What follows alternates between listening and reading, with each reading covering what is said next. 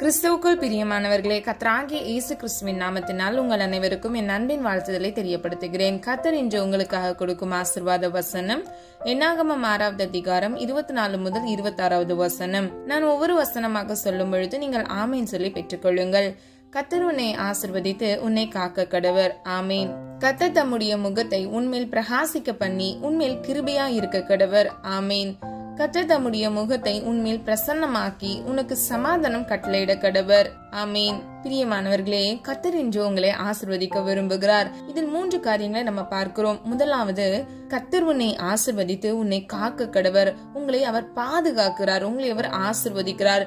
இன்றைய தினம் அதை உறுதிப்படுத்துகிறார். இரண்டாவது பாருங்க, தம்முடைய முகத்தை உன்மேல் பிரகாசிக்க பண்ணி உன்மேல் கிருபையா இருக்க கடவர். பிரியமானவர்களே, இன்னைக்கு எத்தனை பேருக்கு கர்த்தருடைய கிருபை வேணும்? அவருடைய கிருபை இல்லைன்னா நம்மளால இந்த உலகத்துல எதுவுமே செய்ய முடியாது. நாம் வாழ்கிறதே அவருடைய கிருபை தான். ஹல்லேலூயா.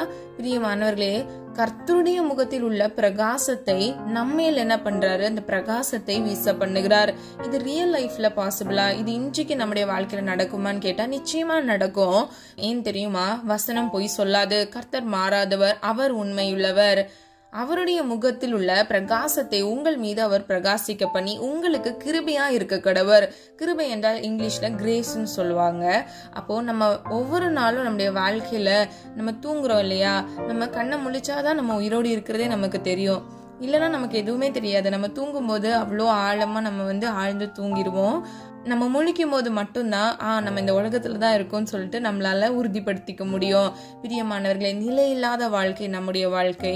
கர்த்தருடைய கிருபை இருக்கிறது நிமித்தமாக தான் நம்ம இம்மட்டும் நடந்து வந்திருக்கிறோம். எத்தனையோ பிரச்சனைகள், எத்தனையோ போராட்டங்கள் நம்முடைய வாழ்க்கையில் இருந்த போதும் நம்ம இன்றும் கர்த்தர் ஜீவனோடு வைத்திருக்கிறதுக்கு காரணம் அவருடைய கிருபை.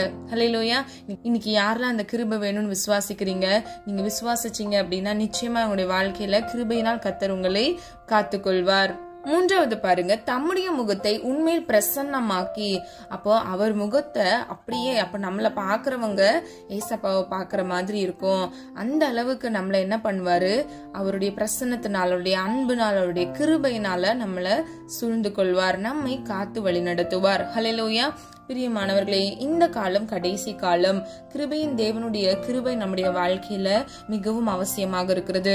அது மாத்திரமல்ல, இது கிருபையின் காலம். வெறும் ஆசீர்வாதத்தை மாத்திரமே நம்ம பெற்றுக்கொள்ள வேண்டும் என்று நினைக்காம கர்த்தருடைய சமூகத்துக்கு நாம் போக வேண்டும். நாம் ஒவ்வொருவரும் நித்தியத்தை சுதந்திரித்துக் கொள்ள வேண்டும் என்ற நிச்சயத்தோடு நாம் இந்த உலகத்தில் வாழ்கிறவர்களா இருக்க வேண்டும். ஹல்லேலூயா. இந்த காணொளியை கேட்டுக்கொண்டிருக்கிறவங்க எத்தனை பேருக்கு நிச்சயம் இருக்கு நீங்க எல்லாரும் நித்தியத்துக்கு போவீங்க அப்படின்னு சொல்லி? அந்த இளைப்பாறுதல் தேசத்தை நீங்கள் ஒவ்வொருவரும் சுதந்திரித்துக் கொள்ள வேண்டும் என்பதே கர்த்தராகிய இயேசு கிறிஸ்துவின் சித்தமாக இருக்கிறது. அதற்காகவே தன் உயிரை சிலுவையில் ஒப்பு கொடுத்தார். ஒவ்வொரு துளி ரத்தத்தினாலும் உங்களுடைய பாவங்களை உங்களை சுத்திகரித்து உங்களை பரிசுத்தமாக்கினார். ஹல்லேலூயா. பிரியமானவர்களே, நாம் ஆராதிக்கும் தேவன் பரிசுத்தமான தேவன். அவர் நம்மை பரிசுத்தமாய் வாழ்வதற்கே அழைத்திருக்கிறார். ஹல்லேலூயா. அப்ப நீங்களும் நானும் அவருடைய குமாரன் குமாரத்திகளா இருக்கிறோம் இல்லையா? அப்ப நம்ம எல்லாரும் எவ்வளவு பரிசுத்தமா இருக்கணும்னு யோசிச்சு பாருங்களேன்.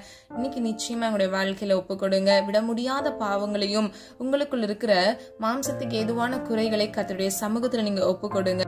நிச்சயமா அவர் அற்புதத்தை கட்டளையிடுவார். நாம் ஆராதிக்கிற தேவன் அற்புதத்தின் தேவன். ஹல்லேலூயா. நிச்சயமா எங்களுடைய வாழ்க்கையில அற்புதம் செய்து உங்களை ஆசீர்வதித்து உங்களை பாதுகாத்து உங்களை வழிநடத்துவார். ஹல்லேலூயா.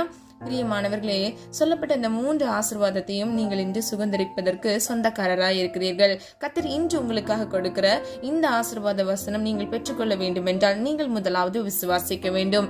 அது மாத்திரமல்ல, உங்களுடைய வாழ்க்கையில் சமாதானத்தை கட்டளையிட போகிறேன் என்று கர்த்தர் சொல்லுகிறார். அப்ப இன்னைக்கு யாரெல்லாம் குழப்பத்தோடு இருக்கிறீங்க? இந்த காணொளி கேட்டுக்கொண்டிருக்கிறவங்க எல்லாரும் சமாதானமா இருக்கிறீங்களா? ஒருவேளை நீங்க ஏதோ ஒரு விஷயத்தினால காயப்பட்டு இருக்கிறீங்களா? ஒரு தேவை இருக்குதா? கவலையே படாதீங்க. கர்த்தர் இன்று உங்களுக்கு வாக்கு கொடுக்கிறார் இல்லையா? நிச்சயமே நிறைவேற்றுவார். நம்முடைய தேவன் உண்மையுள்ள தேவன். நாம் ஆராதிக்கிற தேவன் சர்வ வல்லமையுள்ளவர். வானம் அவரது சிங்காசனம், பூமி அவரது பாதபடி.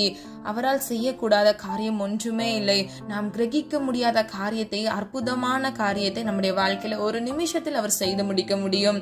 பிரியமானவர்களே, இவ்வளவு நாள் நீங்க காத்திருந்தீங்க இல்லையா?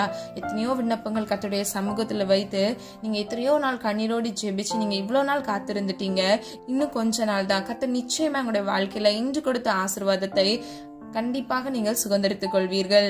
நீங்க நம்புகிற காரியத்தை கர்த்தர் நிறைவேற்றுவார். ஹல்லேலூயா. நீங்க இதை சீக்கிரத்துல பெற்றுக்கொள்வதற்கு நீங்க செய்ய வேண்டியது, முதலாவது பரிசுத்தமா இருக்கணும், இரண்டாவது நீதிமானா நடக்கணும், மூன்றாவது நீங்க கர்த்தரை முழுமையாக விசுவாசிக்க வேண்டும். இந்த 3 காரியமும் உங்ககிட்ட இருக்கான்னு சொல்லி இன்னைக்கு ஆராய்ச்சி பாருங்க. நிச்சயமா கர்த்தர் உங்களுக்கு கொடுத்த ஆசீர்வாதமும் இதற்கு முன் உங்களுக்கு கொடுத்த வாக்குத்தத்த வசனங்களில் உள்ள ஆசீர்வாதங்களையும் நீங்கள் ஒவ்வொருவரும் சுதந்திரித்துக் கொள்வீர்கள். நம்ம எல்லாரும் ஒரு மனதா ஜெபிக்கலாமா? அன்பின் பிதாவே, அப்பா, எங்கள் ஒவ்வொருவரும் இது கருத்தில் ஒப்புக் கொடுக்கிறோம். நீர் இன்று உடைய பிள்ளைகளுக்காக கொடுத்த வாக்குத்தத்த வசனத்திற்காக நன்றி செலுத்துகிறோம். அது மாத்திரமல்ல, அவருடைய முகத்தில் உடைய பிரசனத்தை அப்பா பிரசனமாக்க போகிறீர். அப்பா பிரகாசிக்க பண்ண போகிறீர். ஆண்டவரே, நீர் அவர்களை கைவிடாத தேவனாக அவர்களுக்கு பாதுகாப்பை கட்டளையிட போகிறீர். அவருடைய வாழ்க்கையில் அப்பா சமாதானத்தை கட்டளையிட போகிறீர். அதற்காக நன்றி செலுத்துகிறோம். பிள்ளைகளுடைய வாழ்க்கையில் இருக்கிற எல்லா குழப்பங்கள், பிரச்சனைகள், கண்ணீர்கள் அப்பா எல்லாவற்றிலும் இருந்து இயேசுவின் நாமத்தில் விடுதலையை கட்டளையிடுங்க. ஜீவனுள்ள தேவன் அப்பா, நீர் எங்களோடு இருக்கிறபடியினால் அப்பா உடைய பிள்ளைகளை நீர் வழிநடத்தி சென்று அப்பா வாழ்வின் எல்லை முடிவு பந்தம் வரையிலும் என் கர்த்தருக்காக நிலைத்திருக்க பிள்ளைகளுக்கு கிருபை கொடுங்க. ஆசீர்வதிங்க, தேவைகளை சந்திங்க. இவர்களை மாத்திரமல்ல, இவர்கள் குடும்பங்களையும் இயேசுவின் இரத்த கோட்டைக்குள் மூடி மறைத்து அப்பா உடைய சித்தத்தின்படி ஆண்டவரை பரிபூர்ண ஆசீர்வாதத்தினால் நன்மையினாலும் திருப்தியாக்குங்க. உம்மால் செய்ய முடியாத காரியம் ஒன்றுமில்லை ராஜா. சகலத்தையும் நீர் உருவாக்குனீர், உடைய வார்த்தையால் உருவாக்குனீர். ஆண்டவரே, உடைய வார்த்தையின் வல்லமையினால அப்பா இயேசுவின் நாமத்தினால உடைய பிள்ளைகளை பரிபூர்ணமாய் ஆசீர்வதிக்கும்படியாய் ஜெபிக்கிறேன், தாழ்த்துகிறேன், வெறுமையாக்குகிறேன். உம்முடைய நாமம் மாத்திரம் மகிமைப்படுவதாக. விசுவாசத்தோடு அப்பா நாங்கள் ஒவ்வொரு வசனத்தின் ஆசீர்வாதங்களை இன்று நாங்கள் பெற்றுவிட்டோம் என்று நாங்கள் விசுவாசித்து அப்பா உம்முடைய நாமத்தை நாங்கள் மகிமைப்படுத்துகிறோம், எங்களை தாழ்த்துகிறோம், வெறுமையாக்குகிறோம். இப்ப இயேசு கிறிஸ்துவின் மூலம் ஜெபிக்கிறோம் பிதாவே, ஆமீன். பிரியமானவர்களே, இந்த வீடியோ உங்களுக்கு பிடிச்சிருந்துச்சுன்னா லைக் பண்ணுங்க, சப்ஸ்கிரைப் பண்ணுங்க மற்றும் பெல் ஐகான் கிளிக் பண்ணுங்க. God bless you.